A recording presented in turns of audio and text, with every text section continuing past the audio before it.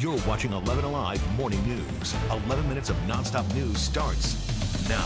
We are kicking off your 11 minutes of nonstop news with the biggest story of the day.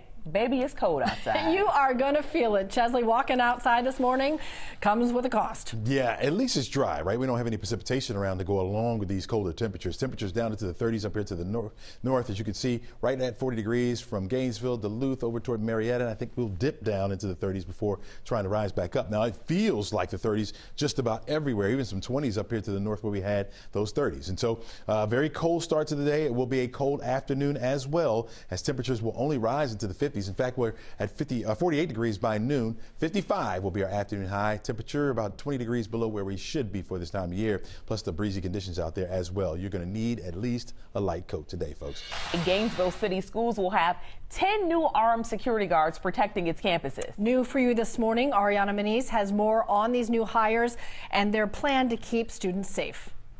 These 10 new armed security guards will now walk the halls of every Gainesville City school starting today. The school district making the announcement Monday night at the Board of Education meeting. Each armed guard will be assigned to an elementary and middle school in the district, and 2 will be placed at Gainesville High. The district also says all 10 guards will be armed and will undergo continuous firearm training.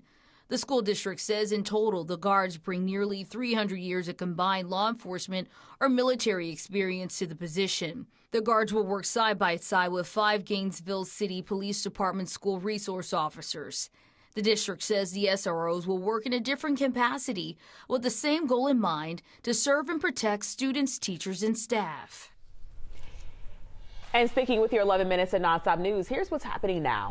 Investigators are trying to figure out what caused a 2-alarm fire at an abandoned building in Midtown. Firefighters were out at 12th Street and Peachtree Walk watching for flare-ups all night.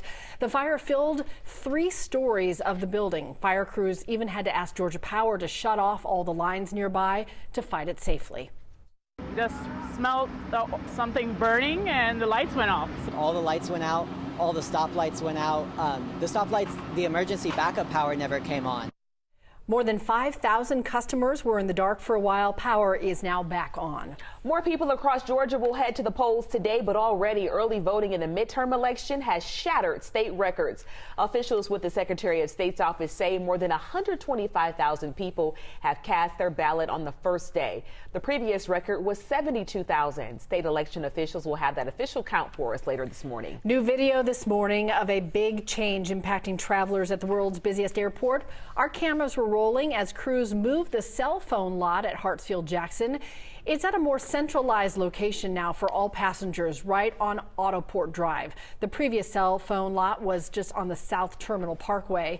Airport officials say message boards are up to help you navigate towards that new lot. Our first cold snap of the season comes with news that heating your home costs are going up for a 3rd straight year. 11 Alive's Jerry Carnes is here with us.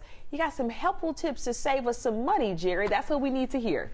Indeed, Aisha. If you use electricity to heat your home, as many people in the South do, expect to spend 12% more this winter for natural gas. The U.S. Energy Information Administration predicts your heating bill will increase 28% this winter. Here are some money-saving tips from Georgia Power. First, set your thermostat to 68 degrees. Every degree above that could add as much as 3% to your bill. Make sure your vents are not blocked by rugs, curtains, or furniture. That allows good airflow and keeps your system from overworking. Replace old filters that might be dirty and clogged, and check the weather stripping around windows and doors to make sure they're not cracked and allowing cold air inside. We have a link with more tips on our website, 11alive.com. Sticking with your 11 minutes of nonstop news, in about 2 hours, Atlanta police will give us an update on keeping the road safe from a dangerous trend we've been seeing, street racing. Mayor Andre Dickens is set to join them for that news conference. Today's update comes on the heels of 10 people getting arrested over the weekend for a rampage on the roads. The drivers were doing donuts and burnouts in the city just hours after damaging a patrol car in the city of South Fulton.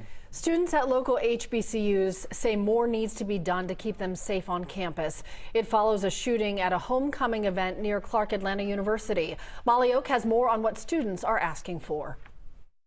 Students want increased policing after a Sunday morning shooting injured 4 people, 3 who are students, just off campus at Clark Atlanta University. And they want that increased security not just on campus, but in the neighborhoods surrounding the schools. According to police, this area of Northwest Atlanta had an 11% increase in aggravated assaults over the past year, which is the worst in the city.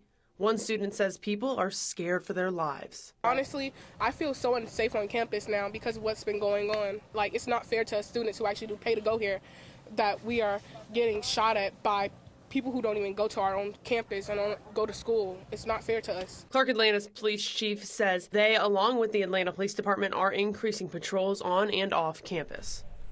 This morning, the tides are turning for people looking to buy a home in Atlanta. For months, buyers have been locked in a super competitive market, but things are starting to cool down a little bit.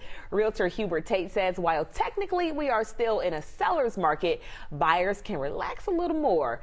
Homes are not being snatched up as fast, and you aren't having to fight off as much competition.